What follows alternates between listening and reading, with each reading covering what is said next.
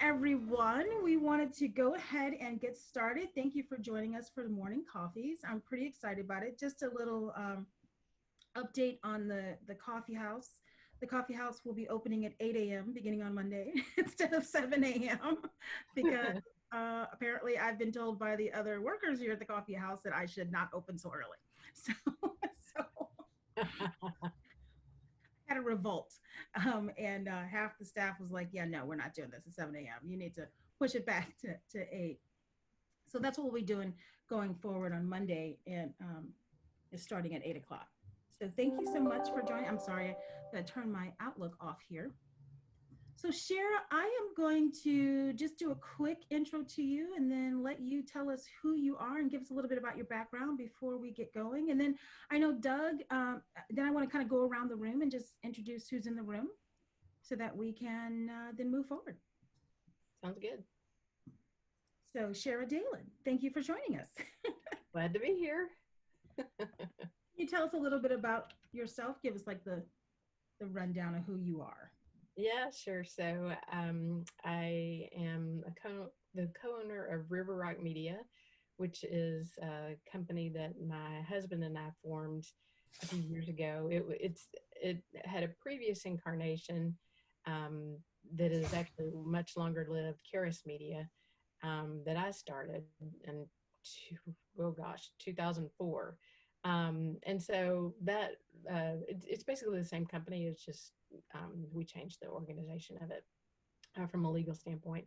But anyway, the point is that we both were self-employed, worked together. That's a topic for a whole other coffee house of working with your spouse.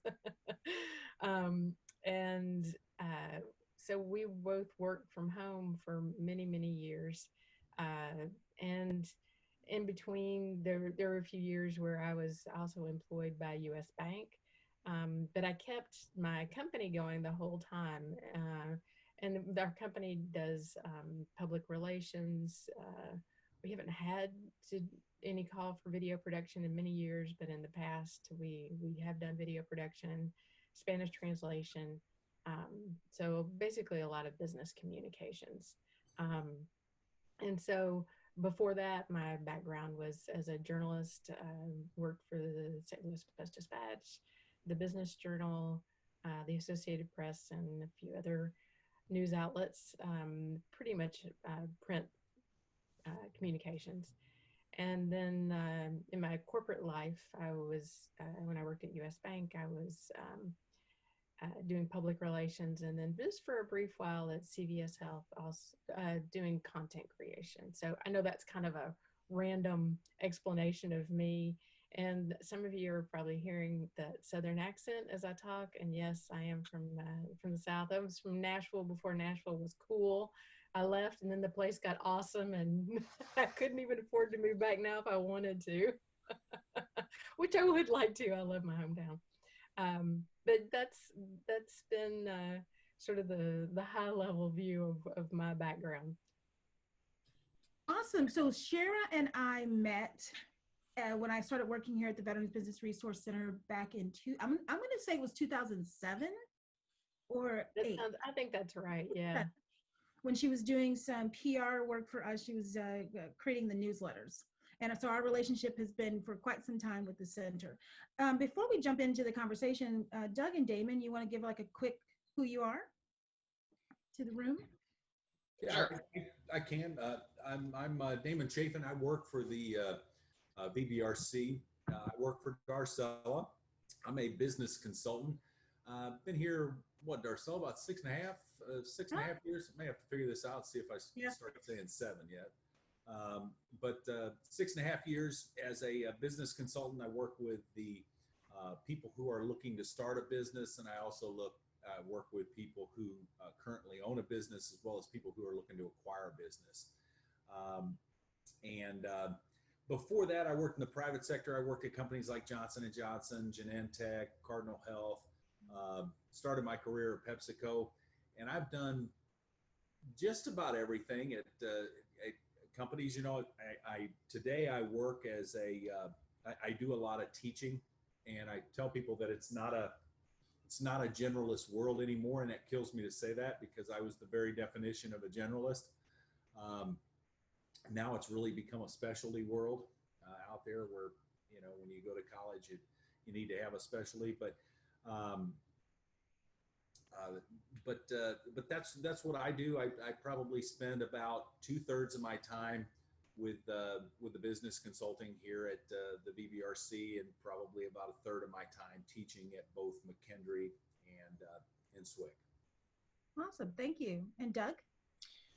Well, good morning. I'm the BDL does a variety of things, but our primary task is a business coach. We work directly with business owners.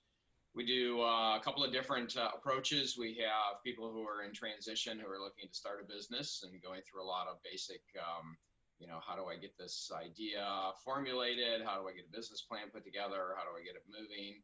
And then kind of on the other side of that is we're going through transition. We're trying to go through growth. We're doing strategic planning, a variety of classes that I offer. We do a gift class to help people understand where they're gifted and where their strengths are, how things have changed. We do long-term strategic planning, a couple of day class where we bring together the business owner, some of their primary key players, maybe even their finance people, that type of thing, and try to lay out long-term business plans. But BDL also does importing and exporting. So we have another division there, and we've been exporting food products into the Asian market for a while. And now we're seeing that business turn around the other way. And now we're working with WashU and BJC to try to figure out how to move medical supplies into the St. Louis market. So we're kind of seeing that business change. And I think that's an important part about what our subject is here of how do you transition to work from home.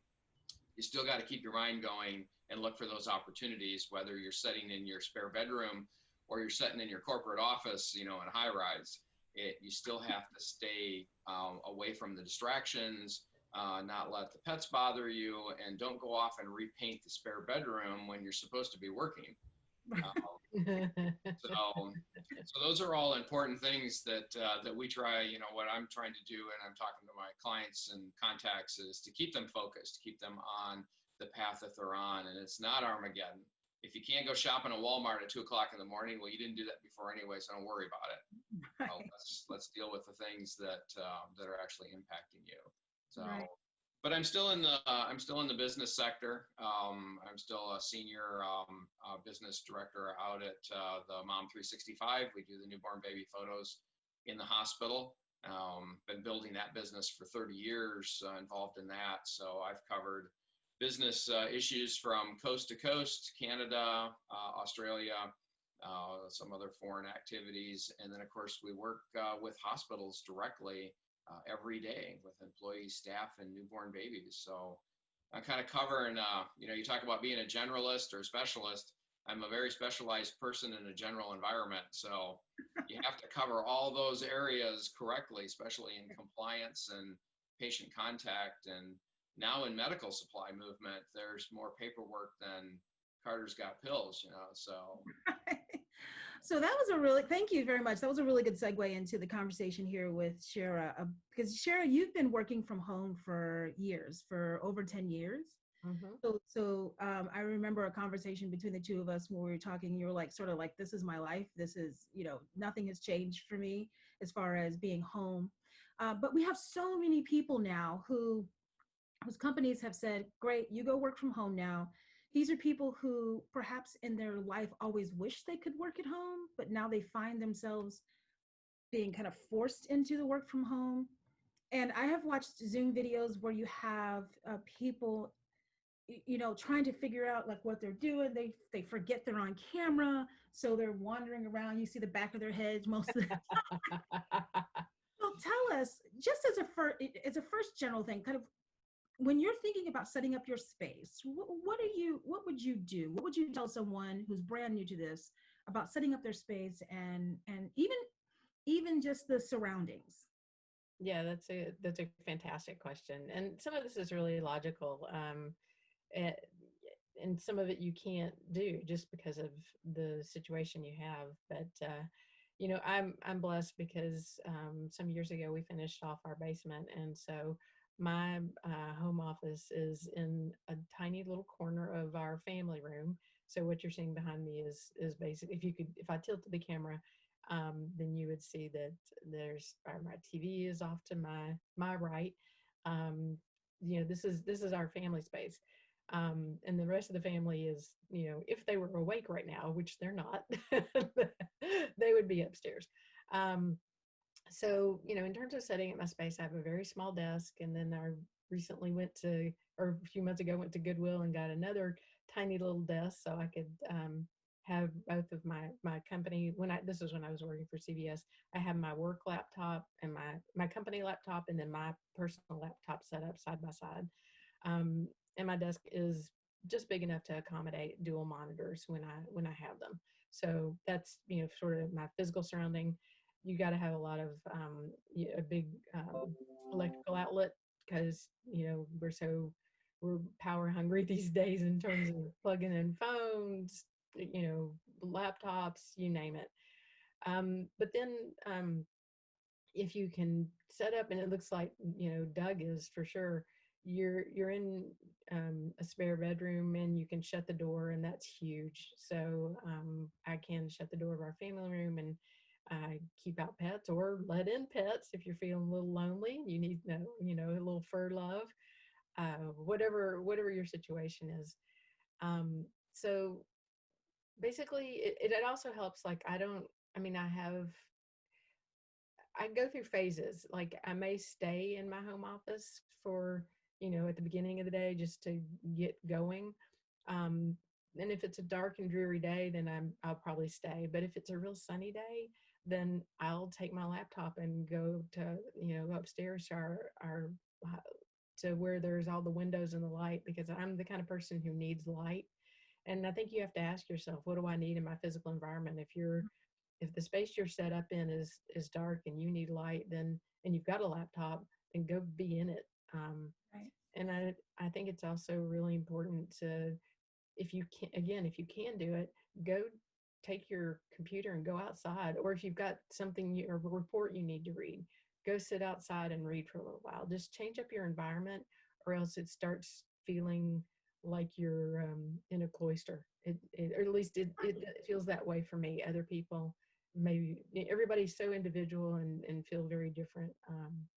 Yeah, but I think it's important to have. I completely agree with that. Yeah. I 1000% agree that if you trap yourself in one place, you're going to get pretty burnt out with it. Because in the office, you're not trapped in one place. You go in, you get coffee, and you do other things, and so yeah, I do that as well. I'll go out and on a summer day, I literally will sit outside and do everything that I need to do. And I've got it all. I've got a little setup with an overhang where, I can just set it up that way. So Yeah. that's great.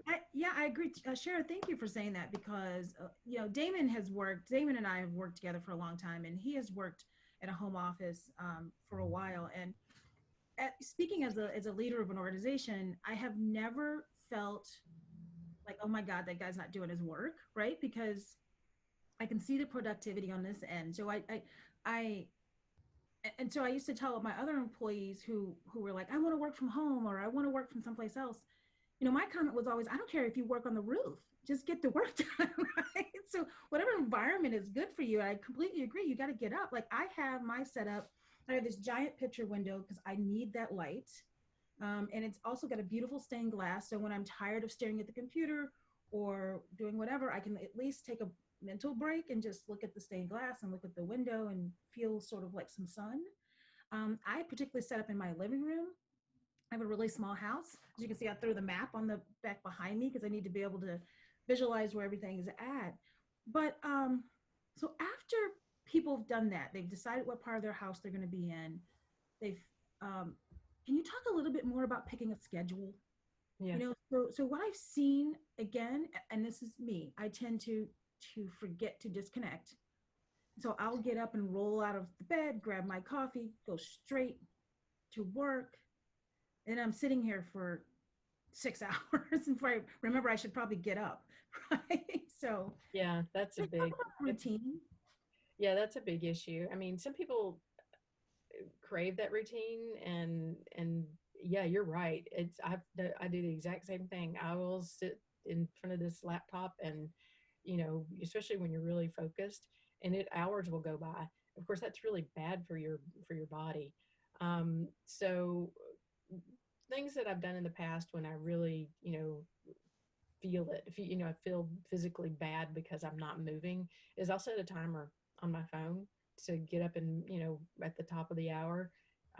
So just 5 minutes of even just walking around, going upstairs, getting a cup of coffee, whatever it is. Um, this will, I have a bathroom here on my lower level. But I make myself go upstairs to use the upstairs bathroom just so I move, just so I can, can go upstairs and get the blood flowing. Um, and I think that's just trying to be healthy. I wrote a blog post on LinkedIn, and this apparently this one little strategy people really liked a lot, which is um, I keep a set of hand weights near my desk. I moved them because we vacuumed down here, but because so everyone could see my clean floor, right? Which you can't see.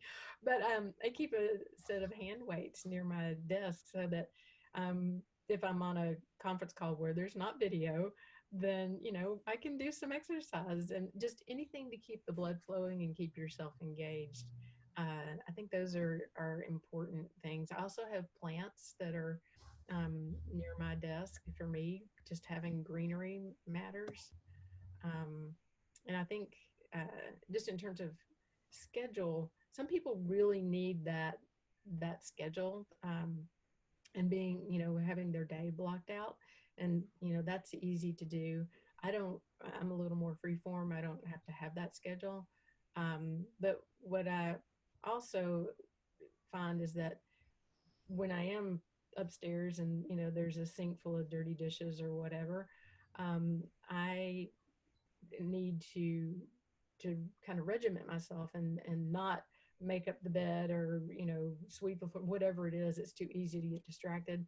If it is something that is really messing with me mentally and I need to do it, then I'll set a timer for 5 minutes, and like for 5 minutes I'm gonna do whatever household chore, and then I'm done, and then I go back to work.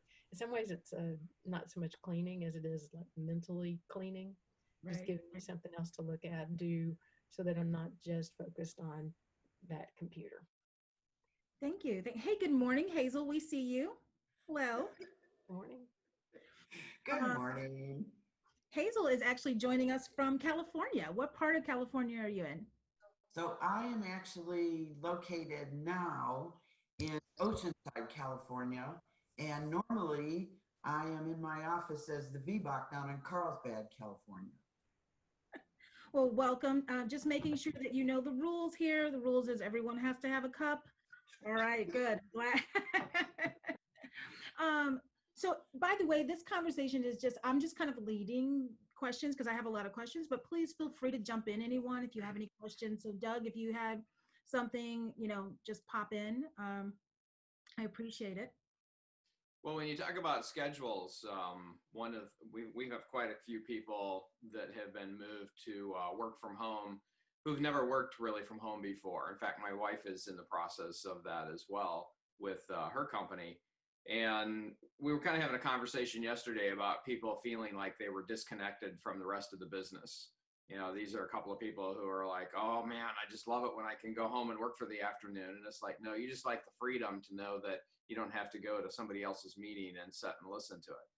But what they've discovered after 2 weeks of doing this is that without somebody interrupting their schedule, it's kind of like, Sherry was saying, if you don't move, pretty soon you found yourself, you've been stuck in this spot for 2.5 hours, and that's just not good physically or mentally.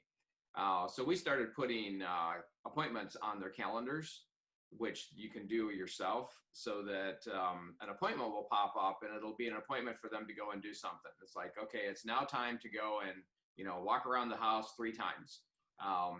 It seems silly, but it's helping them understand that they're still connected to the team and getting them up and moving. because they become very sedimentary, and all of a sudden they feel mentally exhausted, and they're not working as efficiently. They're not thinking as sharp as if you were in that office environment where they've been their whole career. So I think I have one of the questions I have is, how do you help companies who have their people working at home now, or people who have been out and moving and visiting other clients, all over the town?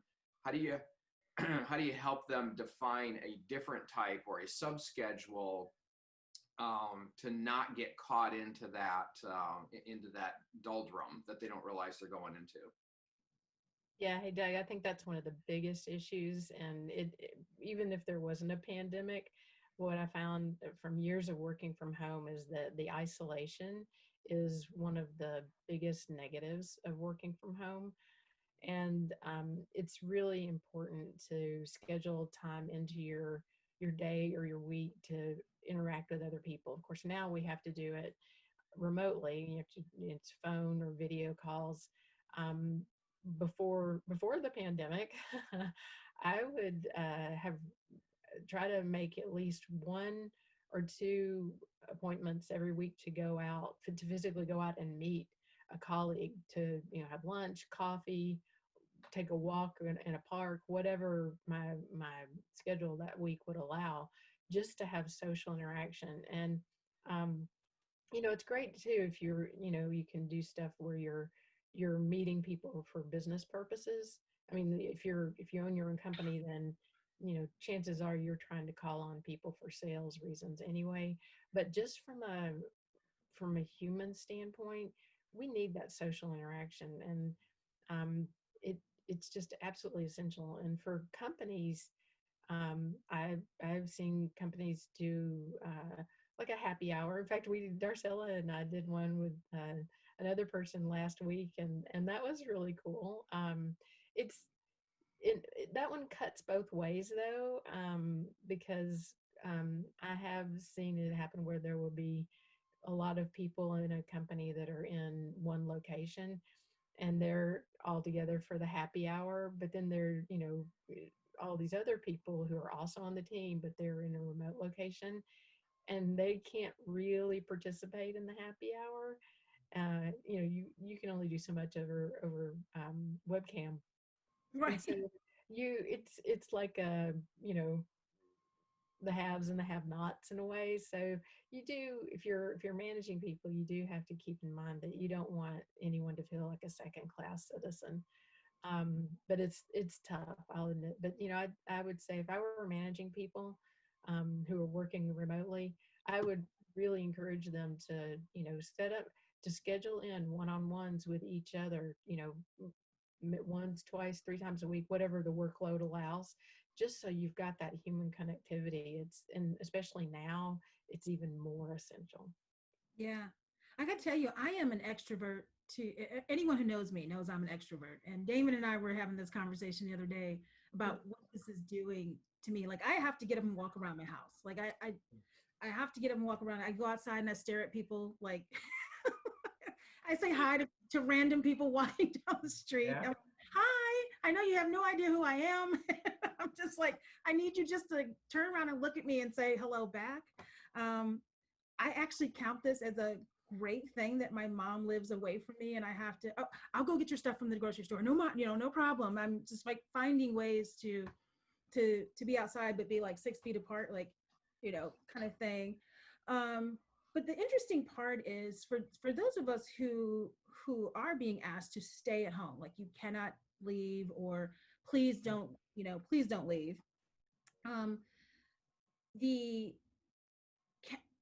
Some of the stuff that I have seen on some of the Zooms, for example, are I tend to do this a lot, right? When I talk anyway.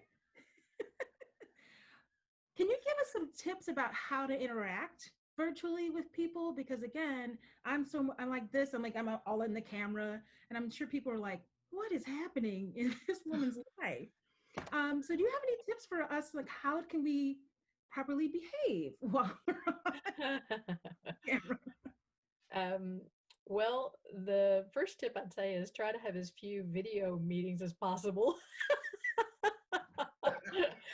as someone who's worked from home for a long time, it's I don't always get up and have my hair and makeup on. In fact, it's one of the advantages of working from home. I know you men can relate, but since we do have a lot more video meetings now, I talk with my hands some too, Darcella, but I think a little of that is good because if you're just that stationary, talking head, that gets really dull and repetitive. The other thing, and this is one that's really hard for me, and it's probably hard for everybody, is not touching my face. Even before the pandemic, it is just, you just, anytime you reach up and scratch or whatever, it is very distracting and people pay attention.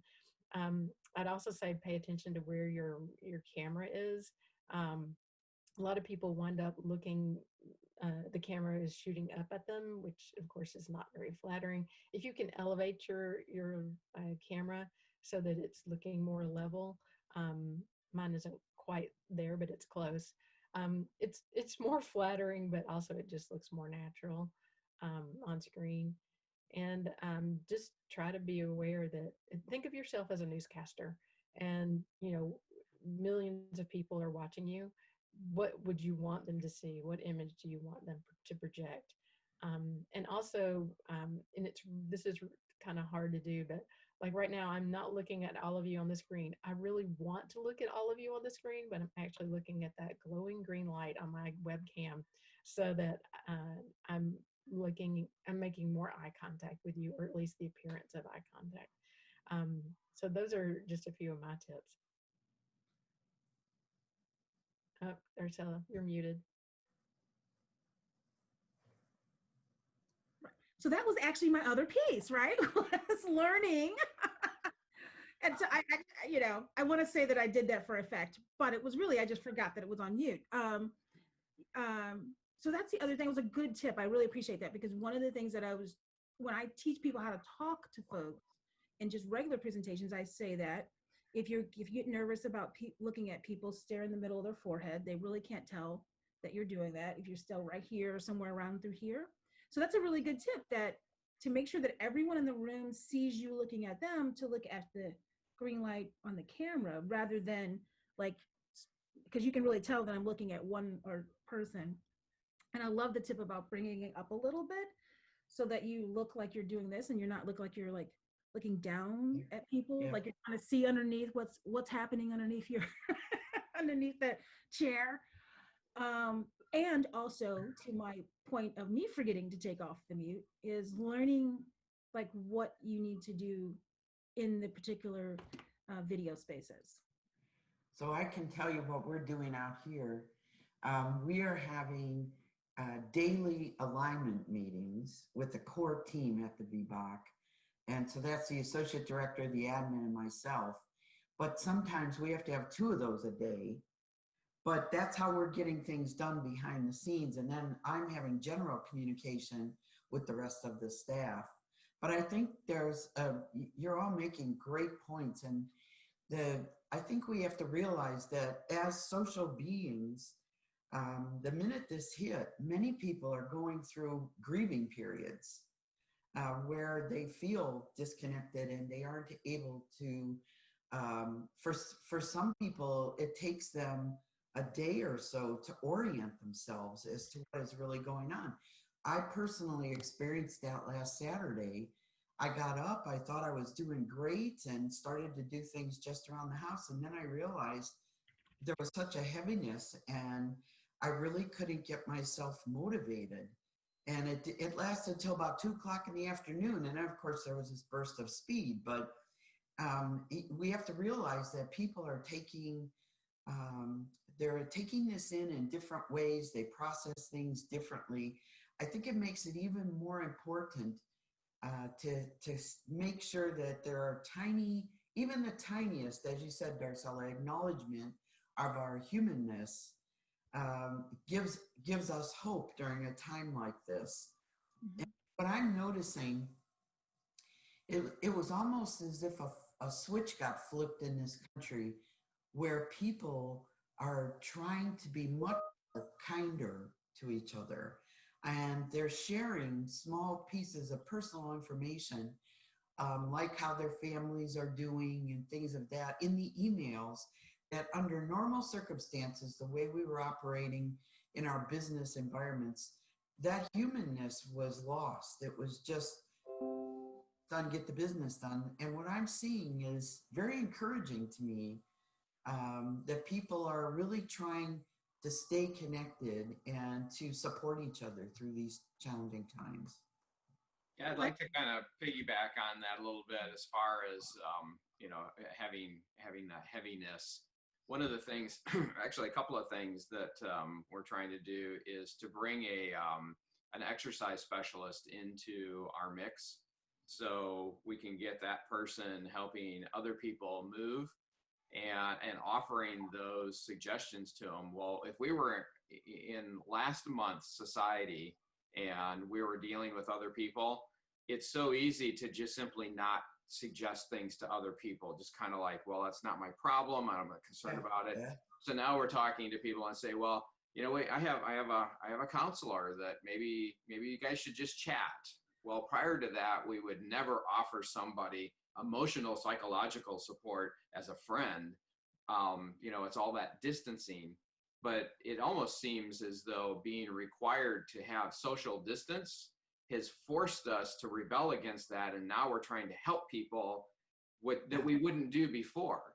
So how do we help people continue to move forward in that? And maybe that's another subject we need to have with this group, is how do we bring in, a psychologist into this conversation and say, how do we help people? How do you help people? How do we get those people connected? Because that's such a huge thing. And so many people aren't seeing that that's happening. It sneaks up on them, and you said all of a sudden you felt like the day was heavy. Well, people who already have, a psychological inheritance to being overwhelmed by stuff, this is a killer. Yes. So. Yeah. So, no, you're absolutely right. I mean, you're absolutely right. That's one of the reasons why we wanted to do this series, was just to have people connect. And that's one of the reasons why we're recording them, because we are putting them out on our Facebook page. We're putting them out on our website, just to let people know that you're not alone. And I loved how you guys all talked about the human connection piece, because you're right.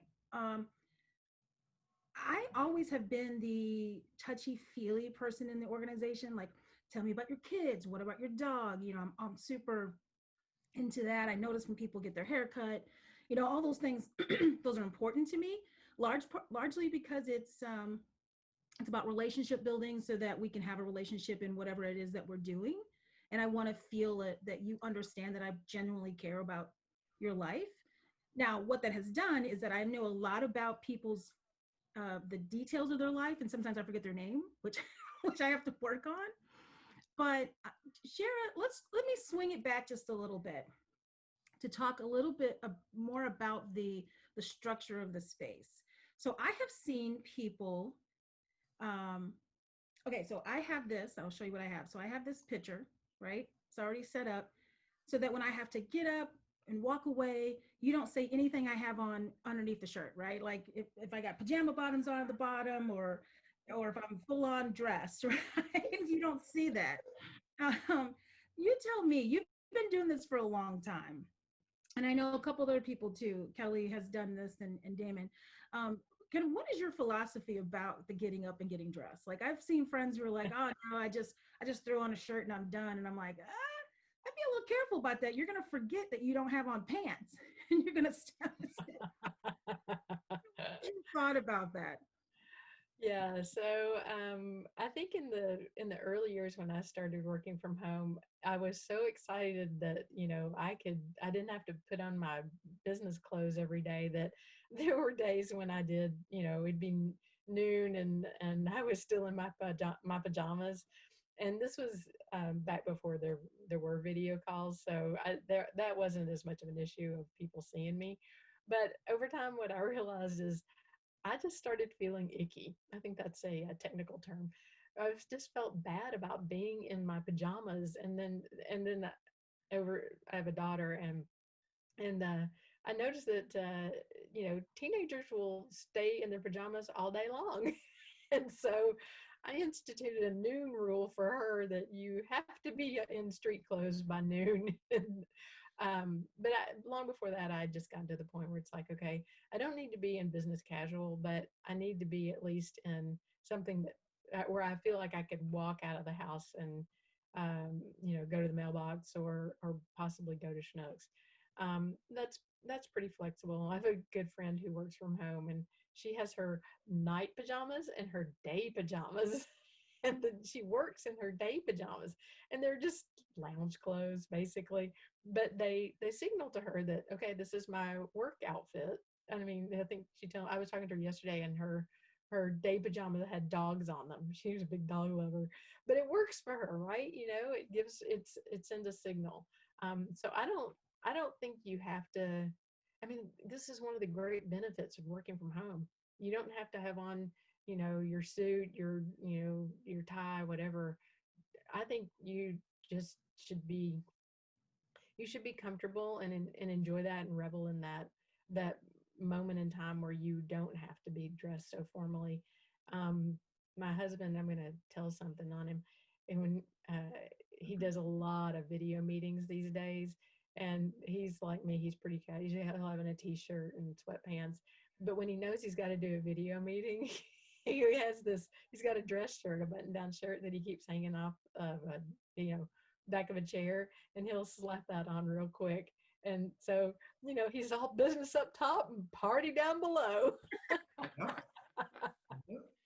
But I think it's up to you, and whatever works for you. For me personally, just having that division between the nighttime and personal and daytime work helps a little bit, even if it's just my formal pajamas.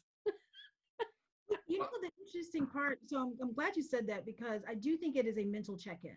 I think there should be some digression between your living room, your bedroom, or whatever, to checking into work, even if that is just a jacket over that signals, okay, now I'm at work or whatever. Yeah. The other thing that I've noticed is quirks that I didn't realize I had. So like, I do this a lot. I mess with these glasses a lot. And so I've noticed over the last several things that I've done, I've been watching myself, and I go back and I'm like, oh my God, how many times did I readjust those glasses? So I'm gonna have to call a VA and say, I need some new glasses, because clearly they don't fit my face. Doug, you were about to jump in. I'm sorry. Yeah, well, kind of expanding on what Sherry was saying there about there has to be rules. I think that some of it has to do with where you're comfortable in getting your job done and being ready, and that it comes from something that my mother said a long time. My mother's been an entrepreneurial person ever since I've been alive. She's always doing some business at home, making money. And when I was young, I would see her get up at 6 o'clock in the morning, and she would take a shower and she would get ready. And I always said, well, why do you do that? You're just going to go downstairs and work. And she says, I have to be ready here to do business. And if I'm not mentally ready, I don't do my best. And for her, that was getting up, getting ready, getting dressed, having that structure in her mind so that she was ready to do her best. And, I've got a 16-year-old daughter who just loves this, can't go to school and in house all the time, because now she has a real reason not to go take a shower, get dressed, and go talk to anyone. And it's like, oh my gosh. But it's like, are you ready to do your homework? If it requires that you be on a process for your own mental success, then I think that's what you need to do. So it's helping people, I think, put that structure together. And what you said about doing, are you ready at noon? Well, do you have to be ready at noon, or do you have to be ready at 9? What helps you be ready to do your best?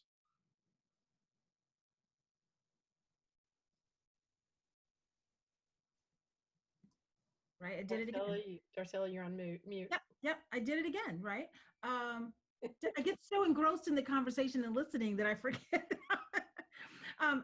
Here is, I want to do the coffee mug shot if we can before we continue the conversation. So everyone grab your coffee. Mine today, my stay calm is stay calm and drink wine, because it's Friday.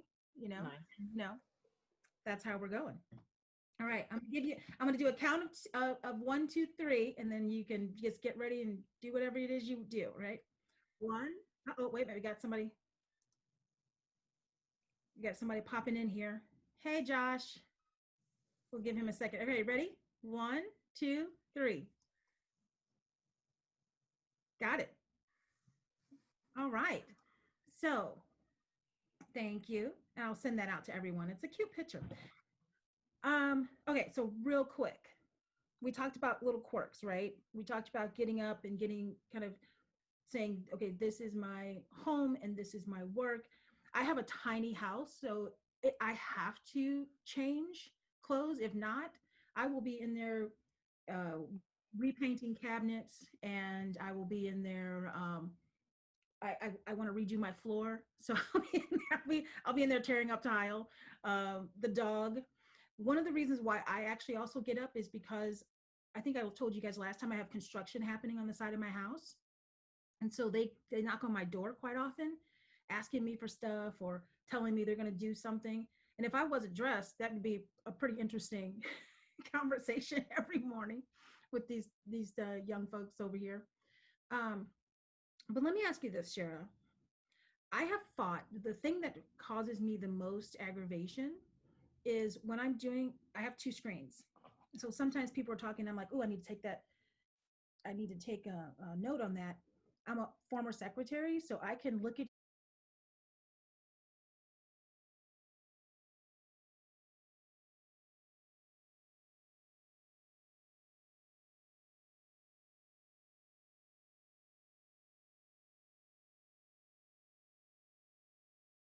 you can really tell that people are doing other things. So do you have any tips for how we can still look like we're paying attention? I think that's the problem is it looks like we're not paying attention. Does that make sense? Yeah, I think I understand what you're saying. I think there are some people who are just really good at multitasking and can do that. But I think even on video, there's a certain exception, a certain understanding that we're not newscasters, and that we are going to have to look down and take notes, or there's typing. But and I will say this: I've been on conference calls where people are typing and taking notes and they're not muting themselves. So I would caution people, please mute yourself if you're going to be doing a lot of typing while the conference call is going on, because it's really aggravating. But I think that there's just a certain exception, understanding that we're working, we're trying to do things as well as being on video, and in that case, it's not like being a newscaster on TV. But I think when the spotlight is on you, obviously, if you can, put keep it to a minimum. Look at the camera, acknowledge other people. Try to be more focused, and just I imagine that there's a bright spotlight shining on me, and what am I doing in that spotlight that I would or would not want other people to see. So that's just kind of how I've looked at it. But that's actually one I'd like to throw out to the group and just see, how do other people manage that. So we're going to throw that question out, but I just wanted to acknowledge, hi, Josh. And let's see, I don't know, Holden, I got your last name. So, so I'm going to unmute you first. You're on mute. Both Josh and there you go. Yeah. Hi, this is Lillian. This is my first time in Zoom, so I don't know how to do those, but I will learn quickly. Awesome. Well, welcome to the group. Thank you. And Josh, if you were, oh, there you go. Look at that. Hey, good morning, Josh. Good morning. So Can you hear me? Yeah. So Shera just kind of threw out threw that question back out to the room as far as like, how do you handle not looking like you're not paying attention, right? I mean, to me, I like to look people in the eye. I like to let them know I'm listening to what you're saying. And I find myself feeling like I'm being rude when I'm like, yeah, okay, awesome, that's great, and I'm really taking, or I'm answering emails or checking text messages Well, or anything. you know, for me, all of our clients and members know that I use Evernote to track and maintain everything, because we have so many clients that I personally manage that, you know, there is no paper and pen. Everything is online. Everything is, you know, so I can quickly see where we were the last time we spoke, what their issues are. And so they know I'm always looking up the camera. I'm looking a little to the left, a little to the right, and I'm typing. So for me, the multitasking is really simple, because if I have to check email, they just assume it looks like my focus never changes. So that's a strategy that I use.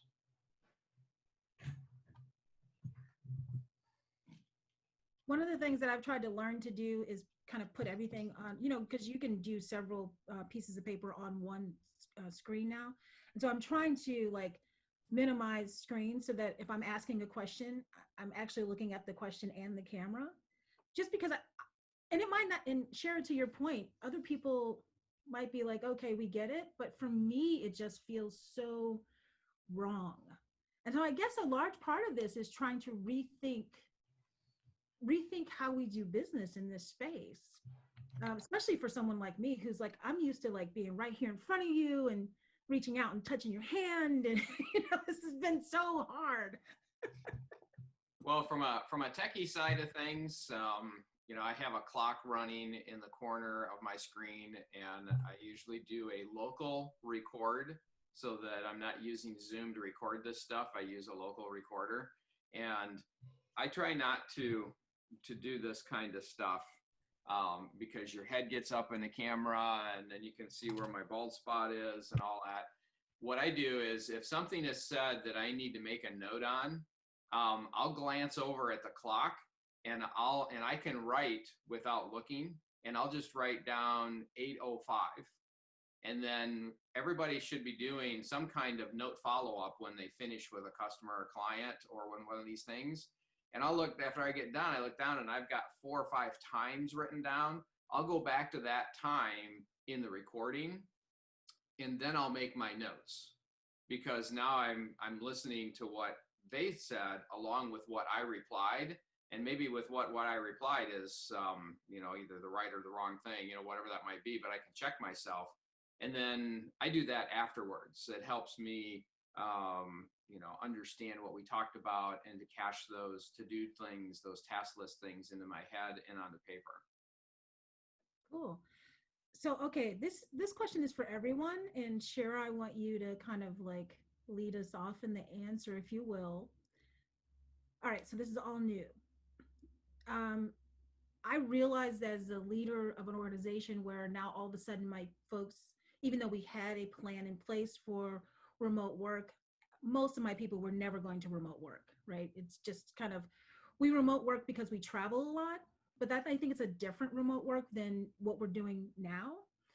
So I have relaxed a lot of my type A personality expectations of folks, which is funny because most people think I'm not very type A because I smile a lot and I do a lot of this, but I'm like, no, I'm seriously type A. But tell us, and this for the whole room, starting with you, what should we relax on? As leaders, what are the pieces that we should just kind of step back and go, you know, at this point in time, if there's a kid running around the background, I need to just zen through it. Or the other day, and I'm going to tell on her, one of our coworkers has this bird that would not stop chirping the entire time of the conversation.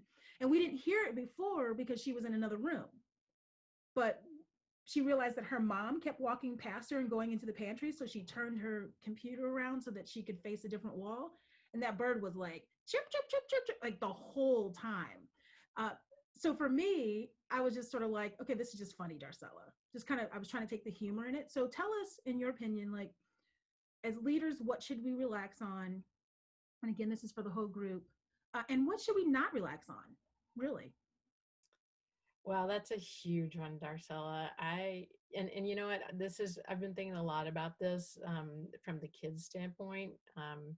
In my early years, my daughter, she's 17 now, but she was really little, and I, you know, I, I, I, I think there's something here I need to write about, because I think it's our culture is so unaccepting of children, especially children in the workplace, and yet we, the vast majority of us, have children, and it's foolishness to think that our lives are divorced from our children.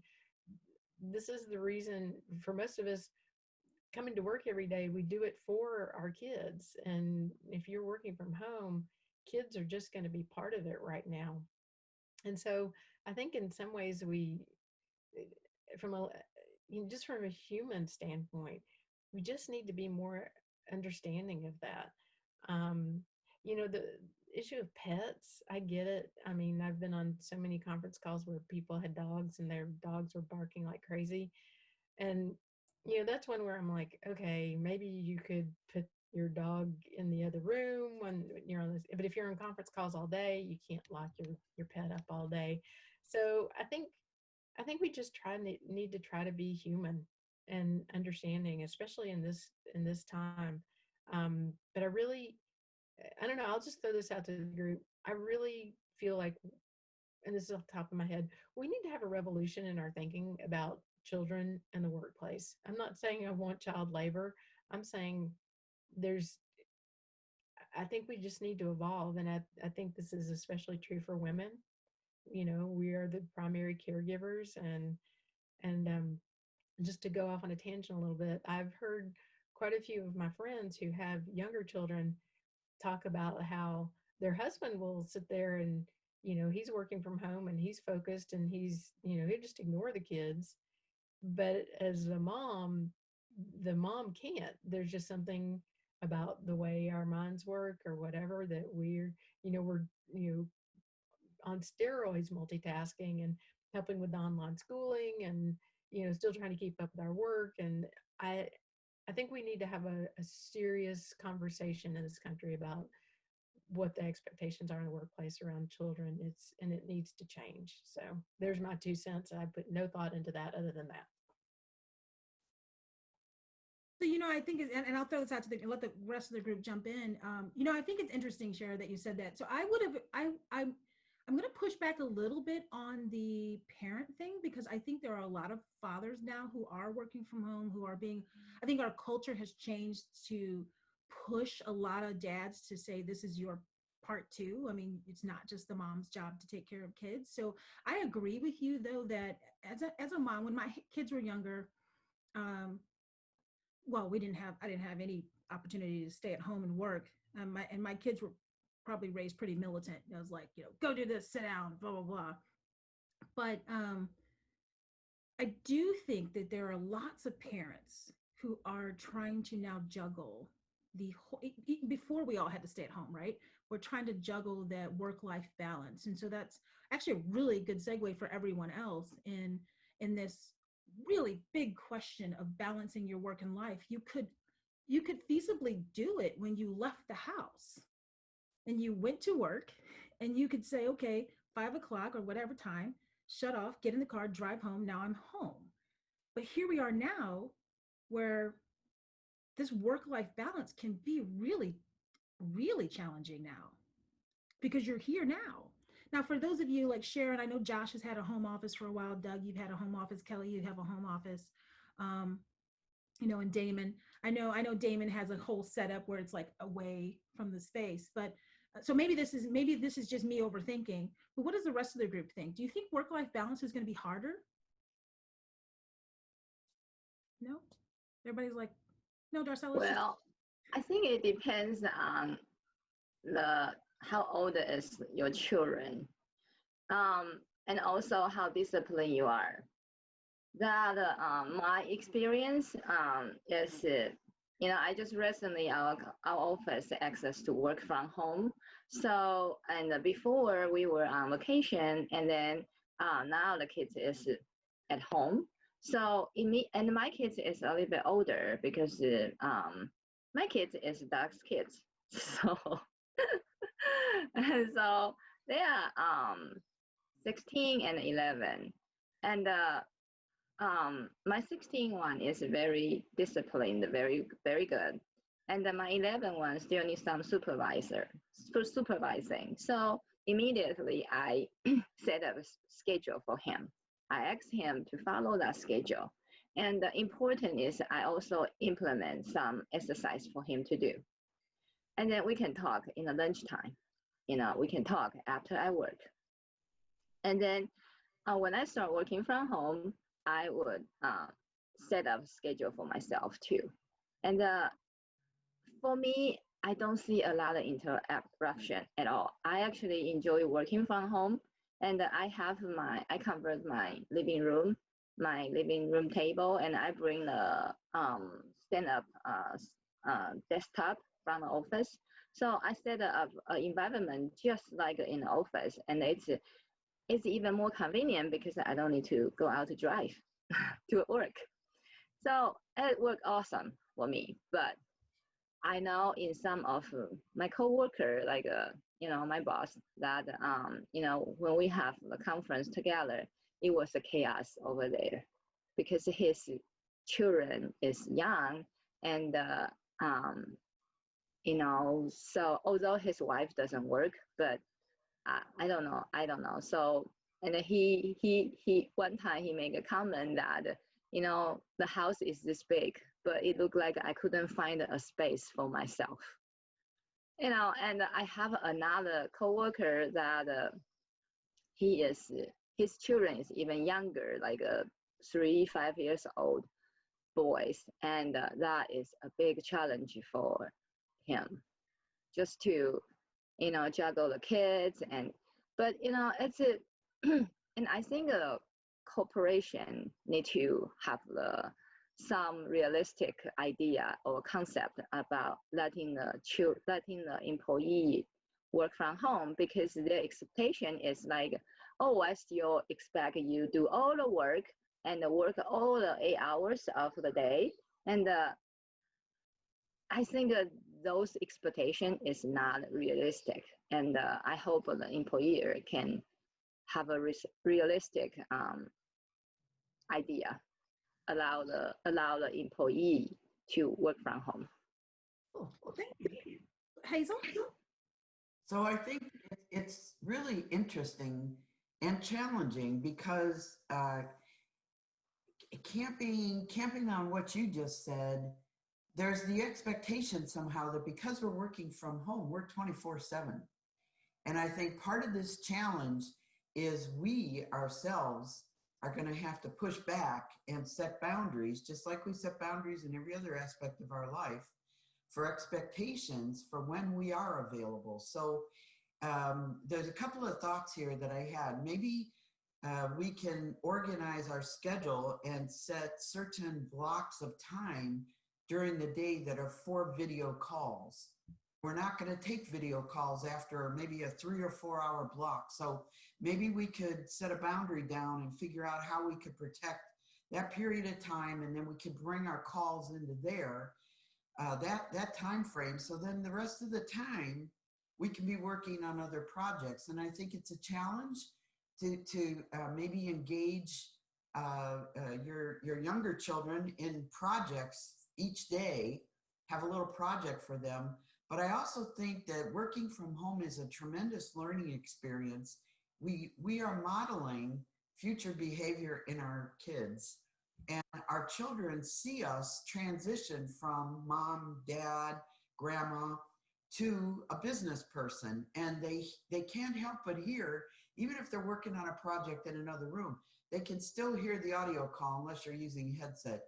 And so they can begin to see what structure looks like of work. They can begin to see interaction between people remotely even.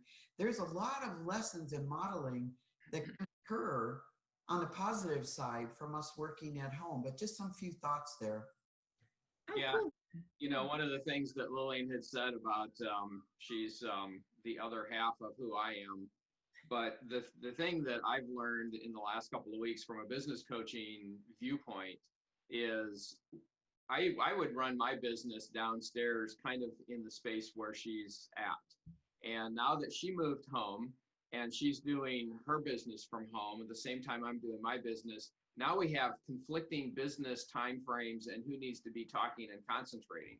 So now she has the first floor for her business, and I have the second floor for my business, and we got kids in between. And it's like, this is a different perspective. Now you have two people who have to work from home, and we're doing very radically different things on different schedules, that it's kind of like, okay, I'll take the chance with the virus and I'm going to the grocery store. And I hate grocery shopping. So it's like, how do you gel multiple businesses going on in the same time frame in the same space where people haven't had to do that before? So it's a kind of a different perspective on working from home, and who now is physically in your space that you didn't have before. So as somebody who has worked from home on and off quite a bit, and I now have to be respectful and understanding that there's a whole nother conversation that I have to shut up and get out of the way because she's having her business conversation. Hey, Shera, thank you so much for taking us to that space, because I was just kind of like in the, how do we readjust and what does a leader need to do?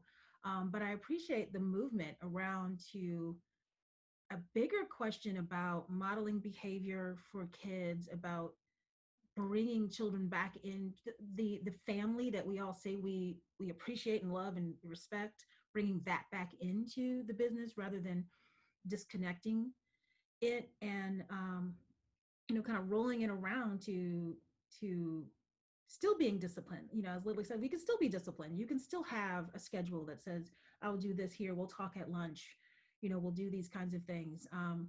I appreciate that. I'm fortunate. I don't have young children at the house anymore. And I say fortunate in that I don't have to worry about like, oh my God, my kid is over here tearing down the house while I'm trying to conduct business. I just kind of have a little dog who, has about as much. He's staring at me right now. He's just kind of really staring at me, looking at me like, really, are we still talking, lady? You've been up since 6. I appreciate that. So just as an FYI to people who jumped in, to new folks, everyone has to have a coffee or a tea. I don't care what you have in it, but you got to have a mug of some sort. All right. And at this point, we're actually going to move these to 8:00 in the morning, starting on Friday. Kelly McCoy, who had to drop off for us, is going to be leading our discussion on Monday about catastrophic recovery. So how do you begin to recover through this if your business is impacted? As we know that so many people aren't impacted. Doug and I were just having this conversation earlier, in that some people's businesses haven't been impacted by this. Some people are, we have 4 states, and we still have 2 states where they're just like, yeah, we're still doing everything as normal. Drive on. And I have 2 states that are like, no, shut it down. Nobody crosses the border. So it's, it's really tough to try to juggle all of this stuff. So that's what we'll be talking about on Monday. So Shera, again, since you've been doing this for a while, we know this is probably not going to last for a long time. I mean, I think if we're here 2 months, it's going to be a lot, right? Most people are going to be probably starting to go back by the end of the month. Maybe. Who knows? We don't know, but maybe. Are there any parting thoughts for how we go back to work? Like after we get used to being in the house and not having to drive and not have, and setting up our own schedules, how do we disconnect? I know you've gone back into corporate space. So how do you disconnect now? Yeah, I think it's really hard actually, because I ran my own business for 8 years from home, and then went into an office for a corporate job, and it was a huge readjustment. I didn't think it would be as difficult as it was, but just not being able to get up and move around the way you wanted to, just having people around, seeing what you're doing. It was a major mental adjustment. And maybe it won't be as hard for other people, since, if we're all doing this for 2 months and then going back into an office, maybe it won't be as big of an adjustment for people. But for me, it was that I got very used to just being able to get up and throw on my loungewear and be able to log onto the computer and get right to work, as opposed to every day having to do hair and makeup and put on business attire, drive to work. I struggled with that, so I think people are going to have to, you know I think they're going to have a hard time in some ways readjusting to that old reality. For some people, it'll be welcome. Let's face it; they're not liking this. They're not enjoying being separated. There you go, yeah, from other people and not being able to interact around the water cooler or what have you. So it's probably going to be joyous. It's like, yeah, I'm no problem. I'm happy to sacrifice my loungewear for being in an office with others. So I think it's going to be different reactions, but I think whatever it is, the what has helped me is to try to run through a scenario of what is my day going to look like when I go back to an office. How do I need to set up my week? What things do I need to plan for? Because if we're out for 2 months, we can be out of practice. So I think just running that scenario in your head, and making a list of the things that you do need to plan for, I think that can be helpful for the transition. Awesome. Hey, Damon, I know. So Damon comes into the office 2 days a week and he works from home, and he's had some really clear thoughts on why he does that. So Damon, would you share with the group like what your thoughts are about? Yeah. For me, it's just it's a distraction thing. I don't have distractions at home. I can literally go and be totally undistracted at home as opposed to at work. With that being said, Darcel and I have had that conversation a lot. And I said I would never want to go 100%, remote working. And the reason is, and you guys touched on it, you lose contact with the people you're working with. You lose the day to day. You lose the interaction, just the teamwork, that kind of thing. That I think is fairly important, especially if you're close enough to the office where you can come in. Now, Evan, she works, out of Chicago. It's not feasible for her to come in 1 or 2 days a week. But I do think that for me anyway, it's fairly important to come into the office from time to time, just so people know what I'm doing and what I'm working on, and I can chat and so forth. What else did you? What was the first part of that question? You No, that was it. Yeah, no, Yeah. that was. Yeah. For me, I have 2 different workspaces. It's kind of funny. I have one that's literally it's a traditional home office. It's a room. It's got desk, internet, everything like that. We also have I guess what you'd call a pool house, which is where I'm at right now. It's literally a 12 by 12 room with a bathroom, a sink behind me. And I can come out here. And one of the great benefits of coming out here is that I can enjoy a cigar. I can walk 3 steps and I'm outside if it's a beautiful day. I have the internet out here, so I'm pretty set up from that standpoint, and so it gives me kind of an option of of places to work. But for me, it really comes down to a productivity thing.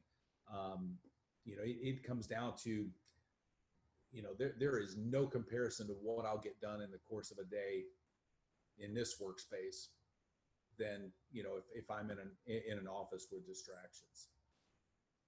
So let's just all focus on the fact that Damon dropped the D's in the pool house. She just kind of dropped that into the conversation. Yeah, and that sounds a lot fancier than it really is. I always tell people, that sounds a lot more highfalutin than it really is.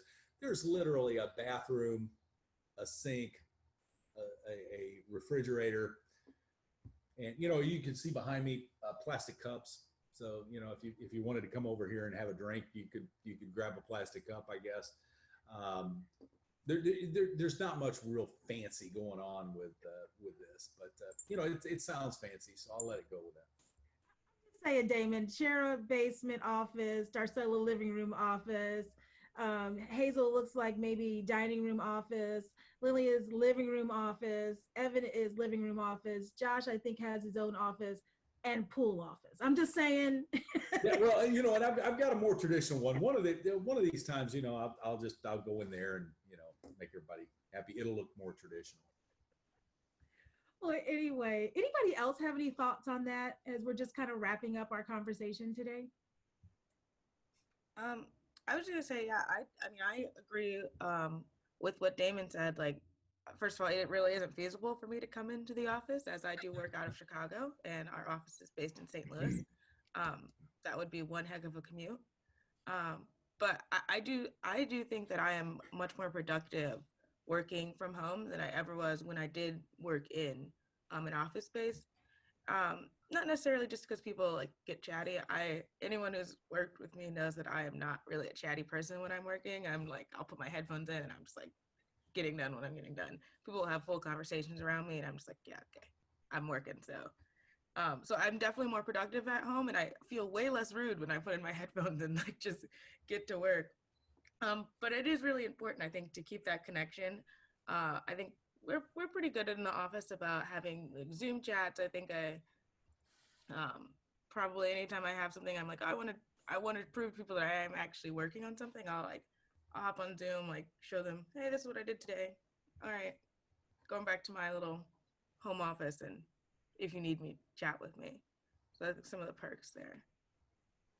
The one thing I would say too is really making sure that you stay in contact with your boss and the other people that you're working with, you know, and that they know that you're available. I will mention a frustration that I have as someone, and sure, you work at home all the time, right?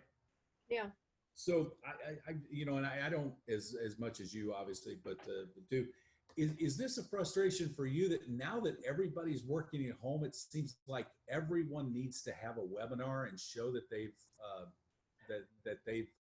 learned the technology now?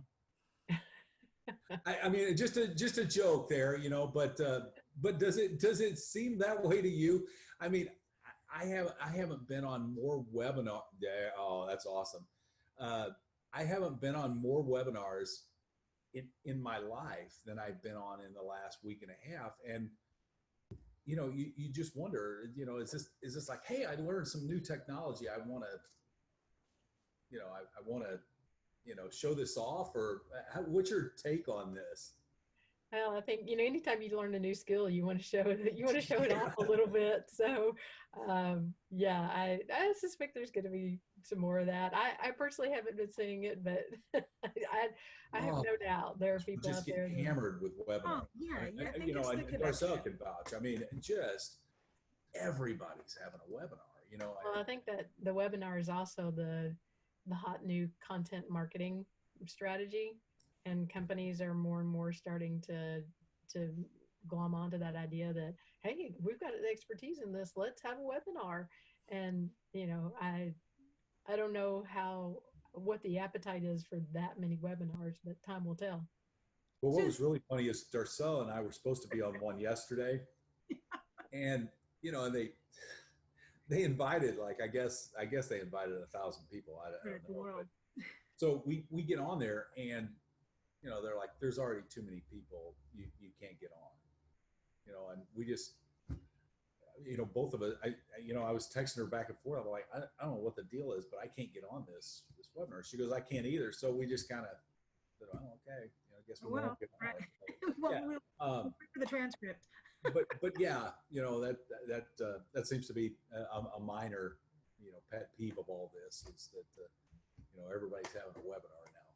I think, I mean, I think part of it is people are missing that human connection. They don't realize like how often they talk to people. And so things that would be like quick, like I'll pop this over in an email, I think are kind of becoming like, hop on, we'll all chat about this. And it's like, okay, well, we could have, We could have done And I like this kind of setup where you have a topic and you're discussing it and so forth, but it's just, you know, it's like the meeting where they're putting the slides up and they're talking. oh yeah.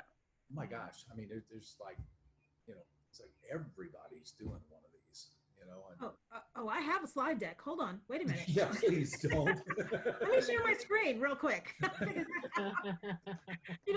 think you're right.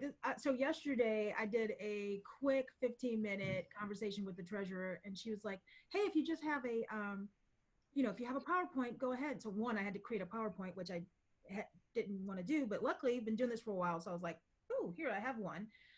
And I was like, "Well, do you want me to email it over?" And she was like, "Oh, no, just share your screen." I was thinking, God, you're gonna see my screen. Now I have to clean up the screen. Right? I don't want to get judged on my screen. But we did it, and it was all great. But I'm in chats where people are changing their virtual background every 5 minutes because they figured that out, which I'm all in because I'm like, whoa, you just saw the clip some more, right? I got all these great backgrounds. And or they're like, we have the ability to do breakout rooms in here, so I'm just waiting for us to get to capacity where I can say, "Oh, you want a breakout rooms?" and fling people over to a room. So I'm pretty excited about that. But any last thoughts before we kind of wind down the coffee house and clean up the mugs? Josh, have any thoughts about it? Or Hazel, go ahead. This is so cool, and I really appreciate you inviting me into the coffee house, and I'm looking forward to Monday already. Awesome. Wow. Well, Hazel, thank you so much. I mean, Hazel's calling us from California, so she's a real soldier getting up at the crack of dawn. Holy cow. Here with us. I know. She's been on here since what, like, gosh, about an hour now? So you've been up real early. It was worth it. It was worth it. Well, thank you. So I really appreciate that we are reaching people from all around. We had someone, gosh, maybe on Wednesday, we had someone calling from Iowa. We had a couple people calling from Iowa. So I was really happy about that. And I just wanted to make this a space where we can come on, talk about a particular thing, share stuff, because I do know that there are people who do miss the human connection. I am one of them.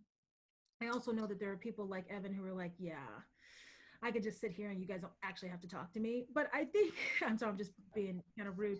But Evan, I think you had a good point in that I do find that I have to stop myself from clicking and saying, hey, we can do this on video.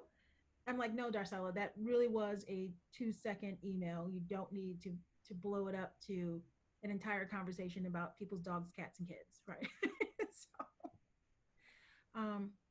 So Shera, any last minute thoughts before we close down the shop?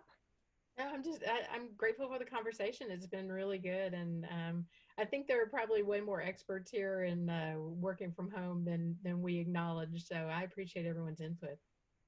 So everybody, if you need the best PR person ever, please reach out to Shera. She and I have worked together since 2007. Most of our working conversation has been online for years. So if you ever need a solid PR person, Shera, what's the name of your company? River Rock Media. Please reach out to her, and I will make sure everyone has her contact information just in case. Thank you so much, Darcella. And anyone who has any topic ideas, please throw them out. We really appreciate everyone showing up today. I'm going to close the shop a little bit early this morning, just because it's a beautiful day outside. The sun is coming up, and I'm going to go stand outside for a minute. Oh, Did you guys? coffee mug. We got to do a last coffee mug picture. Hold on. Thanks, everybody. Have a good one. Thank you. All right, thank you.